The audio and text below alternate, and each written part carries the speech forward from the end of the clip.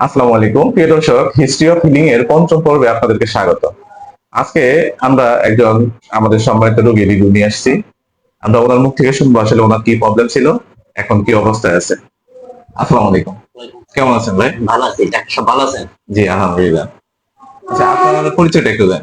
আমি লক্ষ্মীবাজারের বাসিন্দা, লক্ষ্মীবাজার ব্যবসা করি। আচ্ছা ভাই, আপনার মানে কি সমস্যা ছিল? আমি মানে হাঁটতে পারতাম না, বিছানা থেকে উঠতে পারতাম না। তো মানে ওয়াশরুমে গেলে বসলে আর উঠতে পারতাম না। তীব্র ব্যথা ছিল, হাঁটলে টান খাইতাম পায়ে, বাম পাশে পায়ে খুবই টান লাগতো। তো এই সমস্যাটা নিয়ে অনেকদিন ছিলাম। কতদিন ধরে আপনার সমস্যাটা ছিল? 4 থেকে 5 মাস। 4 থেকে 5 মাস। তো আপনি এই সমস্যার জন্য কি কি চিকিৎসা নিয়েছিলেন? আমি অর্থোপেডিক ডাক্তার দেখাচ্ছি 2 জন। ওষুধ খেলে ভালো একটু, আবার পেন কিলার খাইলে ভালো, আবার সেই ব্যথা, তীব্র ব্যথা। আচ্ছা আচ্ছা, তো আমাদের এখানে আপনি আসলেন কিভাবে? আমারে একজন সাজেস্ট করলো যে তুমি একজন থেরাপি ডক্টরের সাথে কথা বলো, দেখো কি হয়।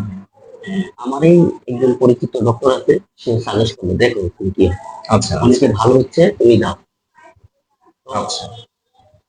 তারপর যে আমাদের এই লক্ষ্মীবাজারে হুম। ফিজিওথেরাপি সেন্টার আছে, আসলাম। তারপর আপনার সাথে যোগাযোগ হুম, করে হুম। বসলাম। তো তুলে বললাম।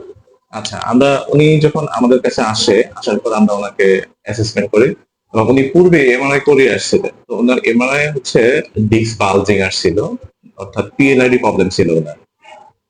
তো তারপরে কি হলো, মানে এরপরে আপনি আমাদের এখানে কতদিন চিকিৎসা নিয়েছেন? 1 থেকে 1.5 সপ্তাহ।